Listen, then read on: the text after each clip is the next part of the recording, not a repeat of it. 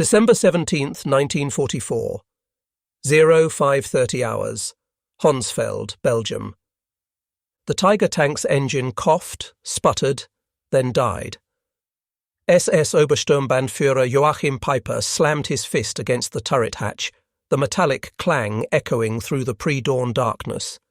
His driver, Unterscharführer Weber, attempted to restart the 700 horsepower Maybach engine. Nothing. The fuel gauge read empty.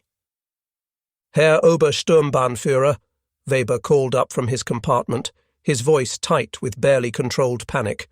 The reserve tank is also dry. Peiper climbed down from his command tank, his boots crunching on the frozen Belgian soil. Around him, the most powerful armoured spearhead the Wehrmacht had assembled for Operation Watch on the Rhine, the Ardennes offensive, sat motionless. 67 tanks, 149 half-tracks, and nearly 5,000 of Germany's most elite Waffen-SS soldiers, all paralysed by empty fuel tanks. Through the morning mist, Peiper could see the abandoned American position ahead, Honsfeld, a critical supply depot for the US 99th Infantry Division. The Americans had fled so quickly they'd left fires still burning in oil drums, coffee still hot in metal cups. And there, lined up like a gift from the god of war himself, stood rows upon rows of jerry cans. Thousands of them. The distinctive olive-drab American fuel containers. Peiper approached slowly, almost reverently. His adjutant, Hauptsturmführer Hans Gruller, pried open one can and sniffed. Benzin, Herr Obersturmbannführer, high-octane gasoline. As his men began the frantic work of refueling their vehicles, Peiper walked among the stockpile, counting. The mathematics were staggering. 50,000 gallons, enough to fuel his entire Kampfgruppe for the push to the Meuse River. Enough to potentially change the course of the offensive. The Americans had abandoned more fuel in this single depot than most German divisions had received in the past 6 months. But as Peiper stood among this bounty, watching his men pour American fuel into German tanks, a crushing realization settled over him like the morning fog. If the Americans could afford to abandon such quantities, if they could leave behind what Germany would guard with entire divisions, then this war was already over. Germany hadn't just miscalculated. Germany had fundamentally misunderstood the nature of its enemy. 6 months before Peiper's discovery at Honsfeld in June 1944, Albert Speer, Hitler's Minister of Armaments and War Production, had presented the Führer with a report that should have ended all offensive operations immediately. Germany's synthetic fuel production, the lifeblood of the Wehrmacht, had been systematically destroyed by Allied bombing. The Leuna works, which had produced 175,000 tons of fuel in April, managed only 5,000 tons by September. The Bergius hydrogenation plants at Pölitz, Blechhammer and Brooks were operating at less than 10% capacity. The numbers told a story of inevitable defeat. In 1944, the United States produced 1.8 billion barrels of crude oil. Germany, including all synthetic production and captured Romanian fields, managed 33 million barrels, less than 2% of American production. The Third Reich was attempting to wage mechanized warfare with horse-drawn logistics, while America was drowning its armies in petroleum abundance. Major Friedrich Zimmermann of the Wehrmacht's Logistics Command had calculated that the Ardennes offensive would require 4.5 million gallons of fuel to reach Antwerp. Hitler allocated 5 million gallons, but only half was actually delivered due to transportation problems. The German High Command was betting the entire offensive on capturing enemy supplies, a strategy that revealed terminal weakness rather than strength. The Americans, meanwhile, had constructed a petroleum pipeline system across France called PLUTO, Pipeline Under the Ocean, and the Red Ball Express, a massive truck convoy system that delivered 12,500 tons of supplies daily to the front lines. By December 1944, American forces in Europe were consuming 1.2 million gallons of fuel per day and receiving 1.4 million gallons. They were accumulating reserves while fighting. Joachim Peiper was not a fool. At 29, he was one of the youngest regimental commanders in the Waffen-SS, holder of the Knight's Cross with oak leaves and swords, veteran of the Eastern Front, where he had learned that in modern warfare, fuel was more precious than ammunition. His Kampfgruppe had been designated the Schwerpunkt, the decisive point, of the entire Ardennes offensive. On December 14th, 2 days before the offensive, Peiper attended the final briefing at Tondorf. General Sepp Dietrich, commanding the 6th SS Panzer Army, was blunt. "You will have enough fuel to reach the Meuse if you capture American supplies." The fuel allocation for Kampfgruppe Peiper was 31,000 gallons, enough for 50 miles of combat operations. The distance to the Meuse was 65 miles. The mathematics of failure were built into the plan from the beginning. As his column prepared to advance on December 16th, Peiper issued strict orders. Tanks would operate in single file to conserve fuel, engines would be shut off during any halt longer than 5 minutes, and the capture of American fuel dumps was priority 1, above even tactical objectives. The contrast with American operations could not have been starker. That same morning, Captain James Rose of the US 743rd Tank Battalion, stationed just 20 miles from Peiper's starting position, recorded in his unit diary, "Received fuel resupply, 8,000 gallons. Third delivery this week. Storage tanks already at capacity." December 16th, 1944, 0530 hours. The German artillery barrage that opened Operation Watch on the Rhine used more ammunition in 2 hours than the Wehrmacht had allocated for entire operations earlier in the war. But even this impressive display masked critical shortages. Peiper's column began moving at 7 a.m., already behind schedule. The roads, which on German maps appeared as highways, were narrow country lanes, many unpaved. Within hours, traffic jams developed as vehicles designed for the Russian steppes struggled through the Ardennes forest.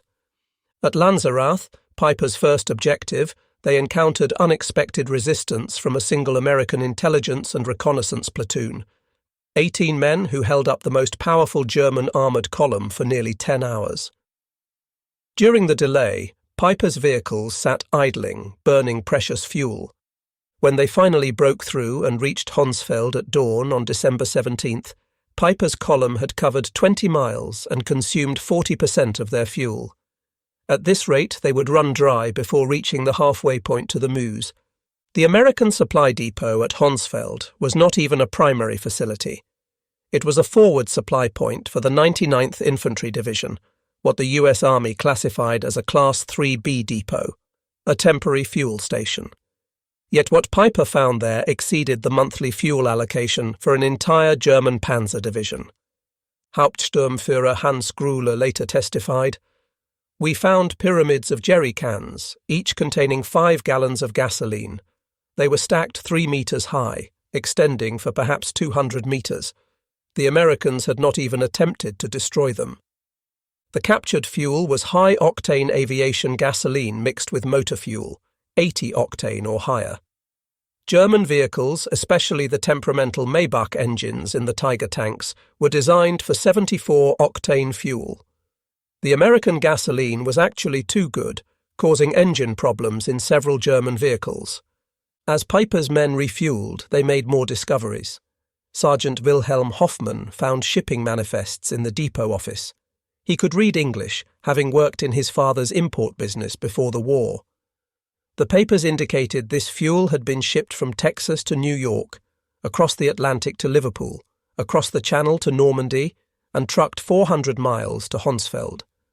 The journey of over 6,000 miles had taken less than 6 weeks.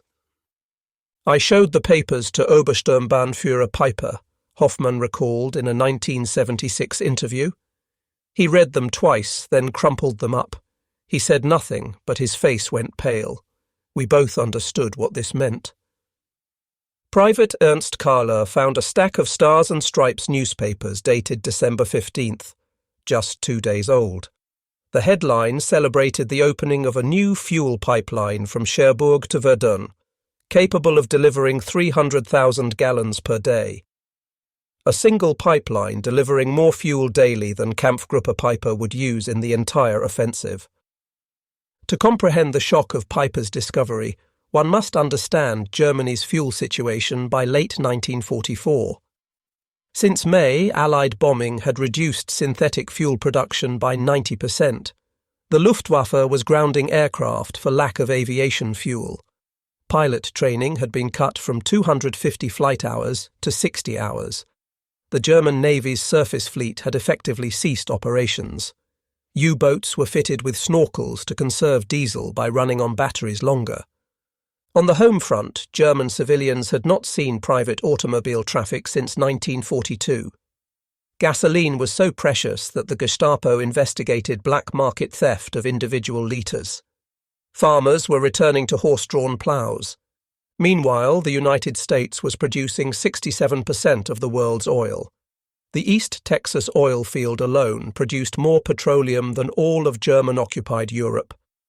American refineries were operating at such capacity that Standard Oil was experimenting with new petroleum byproducts simply because they had excess crude. With the 50,000 gallons captured at Honsfeld, Peiper's column surged forward.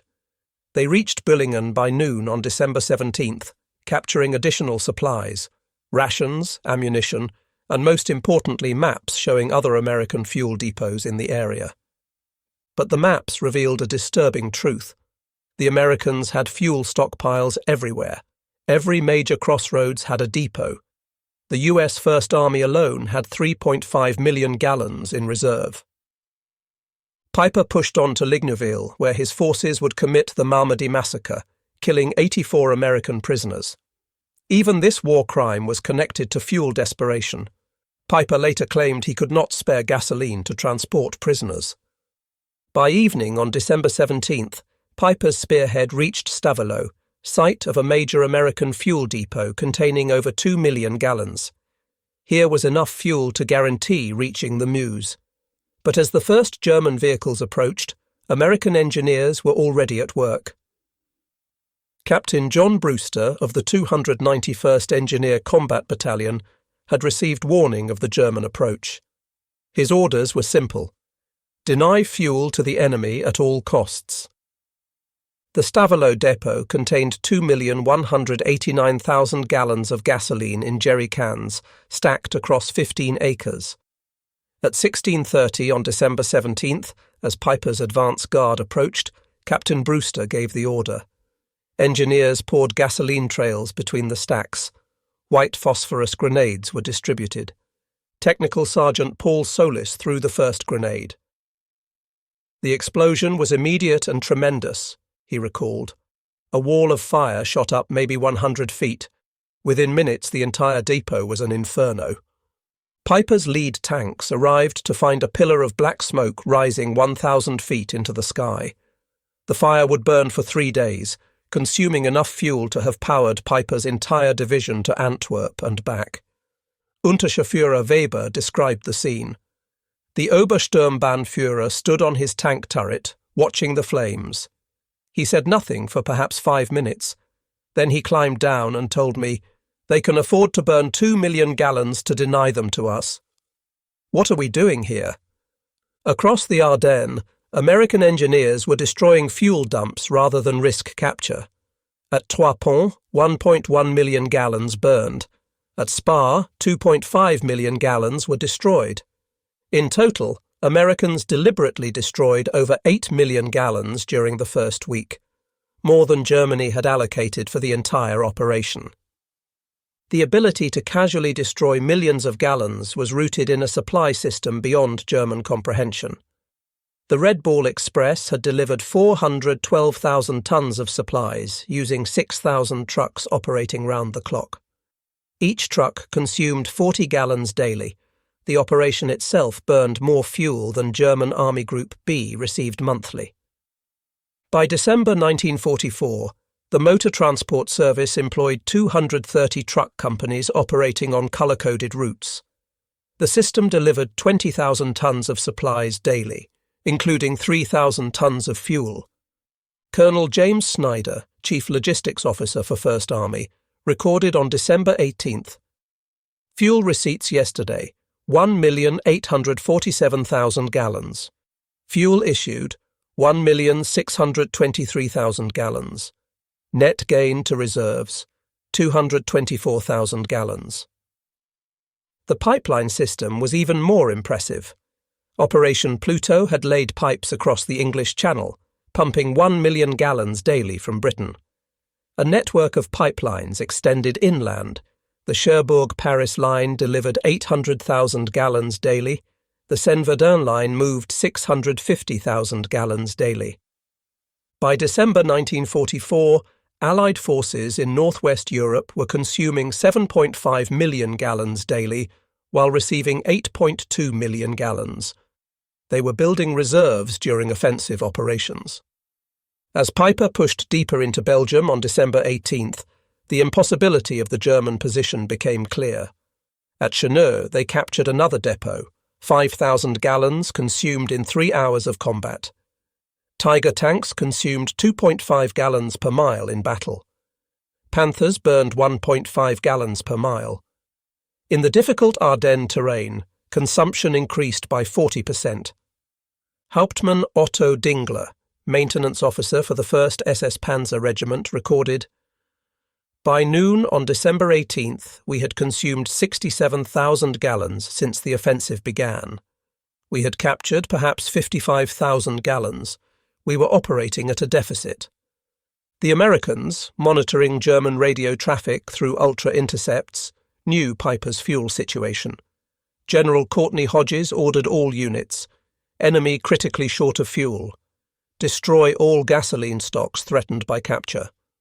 That same day, American C-47s flew 316 sorties delivering supplies to Bastogne, including 160,000 gallons of fuel. Americans were flying more fuel to a surrounded garrison than Peiper's entire Kampfgruppe possessed. By December 19th, as Peiper's forces engaged defenders at Stoumont, the fuel crisis had become critical. Tanks were being abandoned with empty fuel tanks rather than from battle damage. Peiper consolidated his remaining fuel, perhaps 8,000 gallons, enough for one engagement or retreat, but not both. Meanwhile, Allied planners were preparing for January operations. Brigadier General Maurice Gilland requested 245 million gallons for the coming month. The request was approved without discussion. The contrast extended beyond quantity. American vehicles were standardized for efficiency. Sherman tanks consumed 0.8 gallons per mile versus the Tiger's 2.5. American trucks got 8 miles per gallon fully loaded. Parts were interchangeable, maintenance simplified. German forces operated a bewildering array of captured and manufactured vehicles with different requirements. French tanks needed different oil than German Panthers.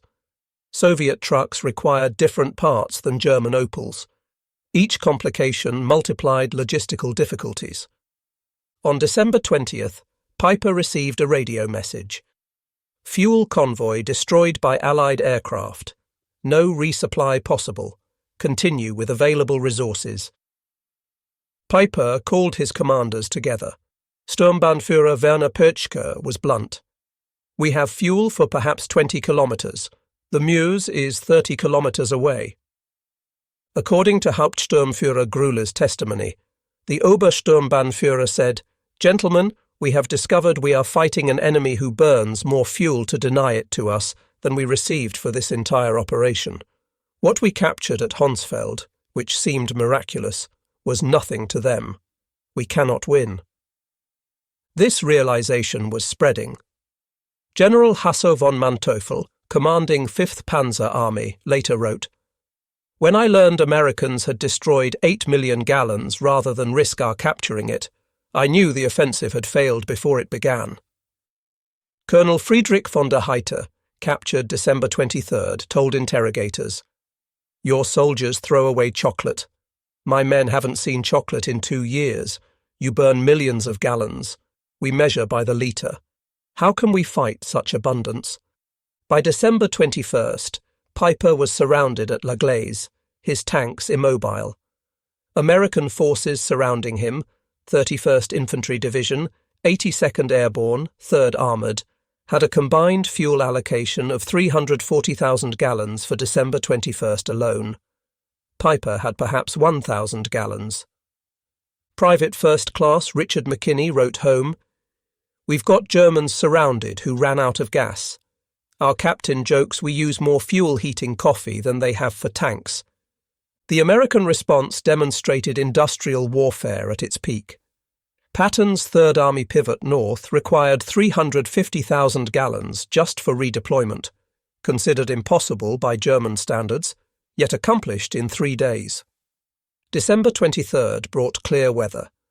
Allied aircraft flew 2,000 sorties, each burning fuel at rates that would have grounded the Luftwaffe for weeks.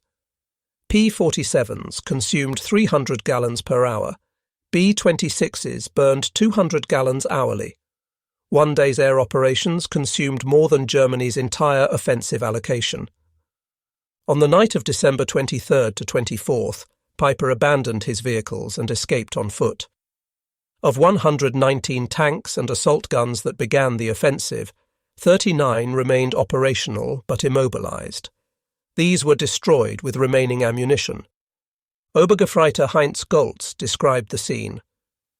"We drained the last fuel from all vehicles, maybe 200 gallons total. The Obersturmbannführer personally destroyed his command tank, millions of Reichsmarks of equipment destroyed by empty fuel tanks. Of 5,000 men who began with Kampfgruppe Peiper, approximately 770 returned. They had advanced 60 miles, captured several depots, and discovered the truth about Allied logistics. News of Peiper's discoveries spread rapidly through German command. On December 26th, Field Marshal Walter Model received reports on captured American supplies. His Chief of Staff recorded Model's reaction. The Field Marshal read the quantities twice. 50,000 gallons at Honsfeld, 2 million burned at Stavelot, 8 million destroyed rather than captured. He said, "We are not fighting the same war." Hitler, informed December 28th, refused to accept reality. Speer wrote, "Hitler insisted the numbers were propaganda. When shown photographs of burning Stavelot, he claimed it was Hollywood effects. But lower ranks understood. Gefreiter Wilhelm Hoffmann wrote his wife, "Americans destroy more fuel daily than we receive monthly. They drive tanks like we march. This war is lost." The fuel crisis was symptomatic of a larger truth. By 1944, America produced 50% of world manufacturing. A new aircraft every 5 minutes, a ship daily, a tank every 7 minutes. Petroleum production statistics were overwhelming. United States, 1.8 billion barrels. Soviet Union, 110 million barrels. Germany, including synthetic, 33 million barrels. Japan, 2.6 million barrels. The Axis combined produced less than 2% of American petroleum.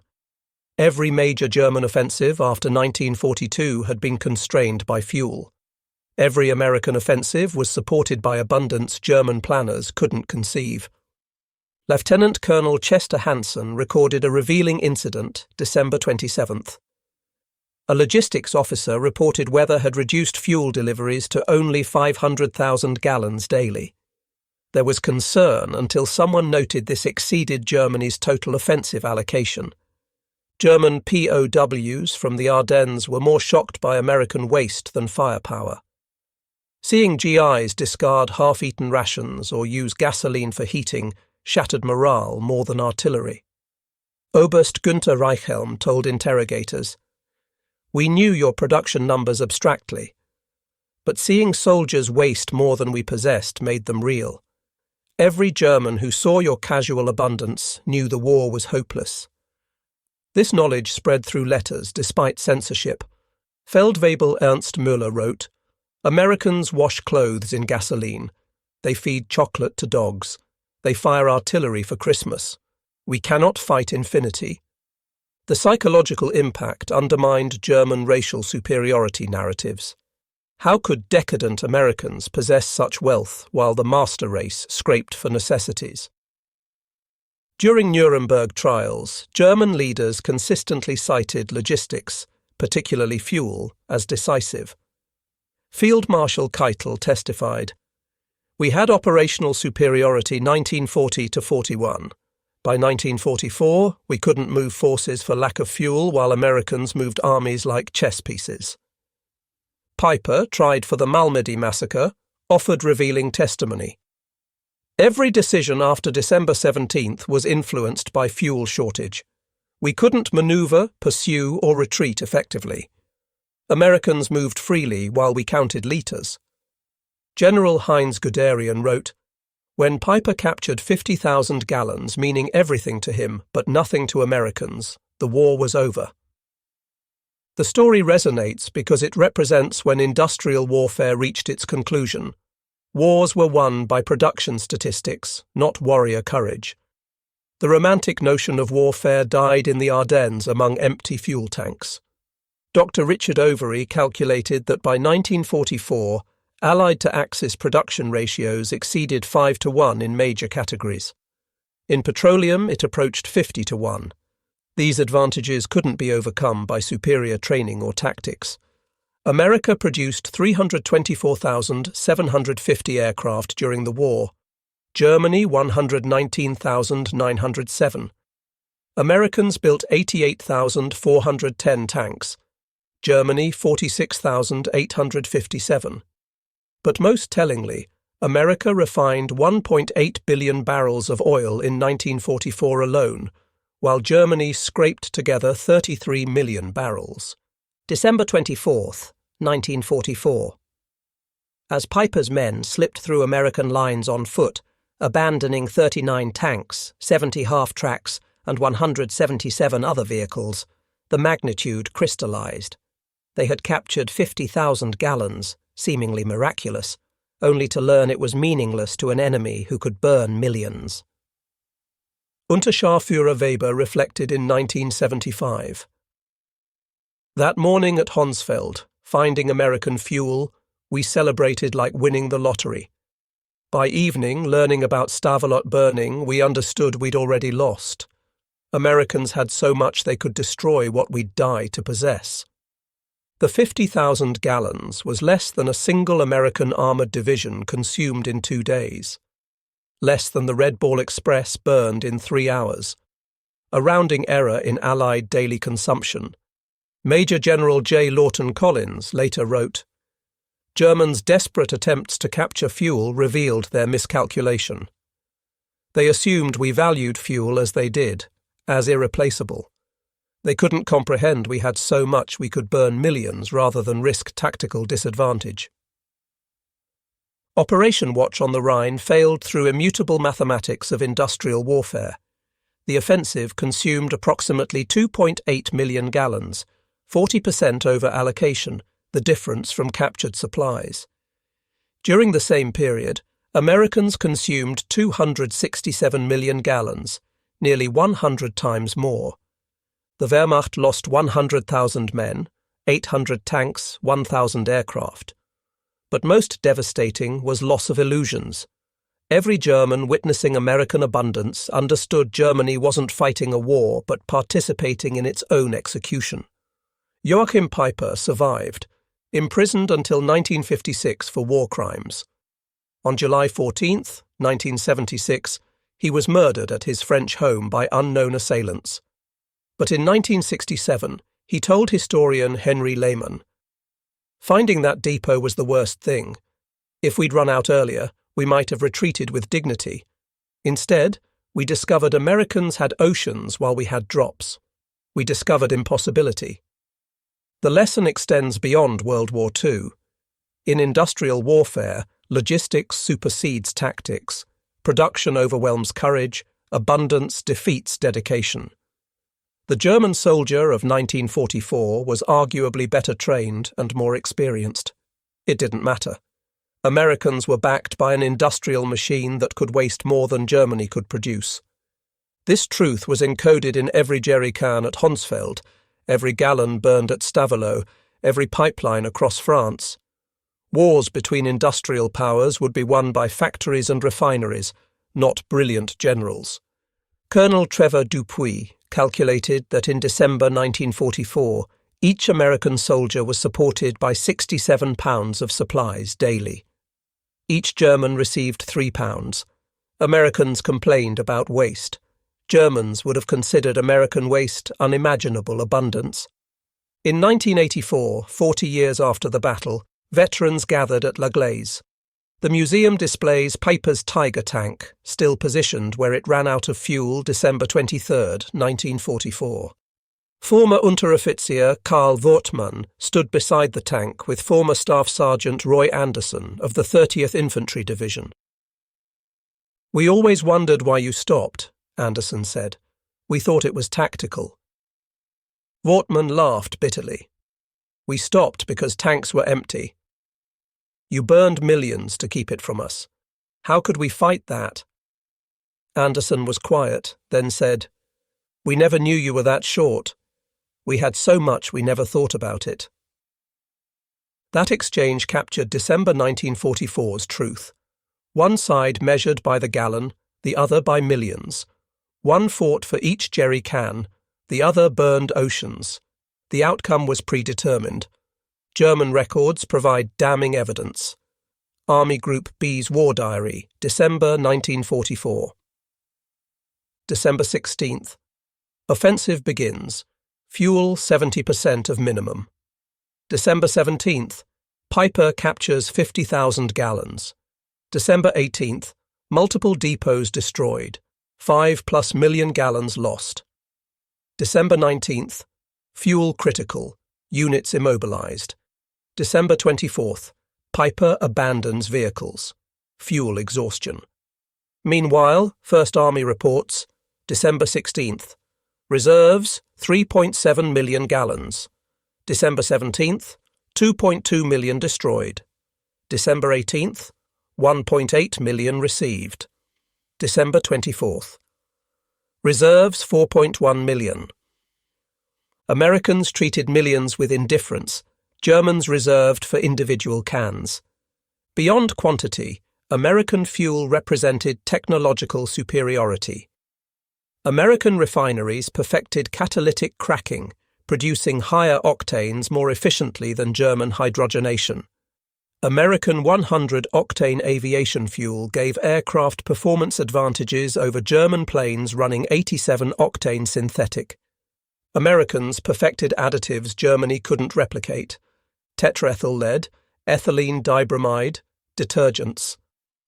German engines, designed for lower quality, often ran poorly on captured American gasoline. Fuel shortage shaped every soldier's experience.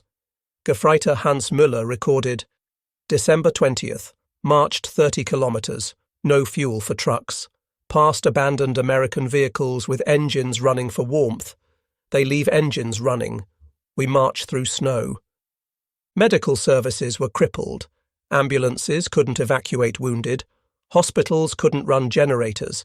Men died waiting for transportation that never came. Oberarzt Dr. Wilhelm Kersting testified, "We had excellent surgeons, supplies captured from Americans, but no fuel for ambulances. Men died who could have been saved with 10 kilometers transport." The discoveries shattered German propaganda about American weakness. Soldiers had been told Americans were soft, incapable.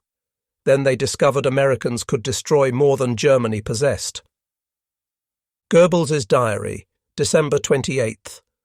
Reports indicate serious morale problems. Soldiers write about American superiority, undermining our narrative. But stories spread faster than censorship. The myth of German superiority couldn't survive contact with American logistics. The Ardennes failure meant Germany had no options except desperate defence. General Jodl testified at Nuremberg. After the Ardennes, we knew it was lost. We'd played our last card and discovered the enemy held all aces. Recognising German desperation, Allies focused on destroying fuel production. By February 1945, German fuel production ceased. The Luftwaffe was grounded, training cancelled. The Wehrmacht became static, destroyed piecemeal by mobile enemies. Spring 1945 brought surreal scenes. German units surrendered from immobility, not defeat. Entire panzer divisions sat helplessly as Allies drove past. General Major Fritz Bayerlein described, "We had 42 operational tanks, experienced crews, ammunition. We had 300 litres fuel, not enough for the next town. We destroyed our tanks and walked to captivity." Meanwhile, American advance was constrained only by traffic jams from vehicle abundance. Third Army alone had 15,000 vehicles. Kampfgruppe Peiper's fuel crisis demonstrates how industrial capacity determined World War II's outcome. When Peiper stood among captured jerry cans that December morning, he glimpsed truth. They fought an enemy whose waste exceeded their need. The numbers tell everything. German offensive allocation, 5 million gallons. Fuel destroyed by Americans, 8 million gallons. Daily American consumption, 7.5 million gallons. Peiper's capture at Honsfeld, 50,000 gallons. Percentage of American daily supply, 0.6%. The Battle of the Bulge killed 19,000 Americans, perhaps 100,000 Germans. It destroyed Wehrmacht's last reserves. But its lasting impact was spreading knowledge through German ranks. America possessed incomprehensible abundance. Peiper's discovery wasn't just about fuel, but industrial warfare's nature. Victory belonged to whoever produced the most petroleum, steel, aluminum. Germany never had a chance. The final irony: American forces cataloguing abandoned German equipment at La Glaise found 39 perfect tanks, abandoned solely for lack of fuel. Major Robert Harrison's salvage report noted, "Fuel required, 8,000 gallons. Classification, minimal. Source, local reserve. Time, 4 hours." What was impossible for Germans, 8,000 gallons to save their best tanks, was beneath American notice. A minor request using local reserves exceeding Kampfgruppe Peiper's peak strength. This was Peiper's discovery at Honsfeld. Not just that America had more fuel, but that American abundance operated on a scale making German scarcity irrelevant. The war was over when American industrial capacity mobilized. Honsfeld revealed what had been true since 1942. Germany fought the impossible, measuring defeat in gallons while America measured victory in oceans. The Tiger tank sits in La Glaise's museum, fuel gauge empty, monument to when tactical excellence met logistical reality and lost. Visitors ask why such powerful tanks were abandoned. The answer, no fuel. In industrial warfare, that was the only answer that mattered.